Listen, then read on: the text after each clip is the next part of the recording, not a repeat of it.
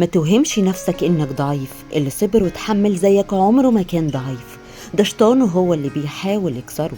افتكر كل صبح قلت فيه مش قادر أقوم واتكسلت، بس قمت وكملت. كل مرة حسيت إنك بتختنق وإنها النهاية وعدت. السبب اللي كسر نفسك زمان النهاردة بقى مجرد ذكرى، وكل تعب وكل دمعة وكل خوف كانت محطة وعدت. الحياة لا بتقف تستنى حد، ولا عقارب الساعة بتتأثر بغياب حد.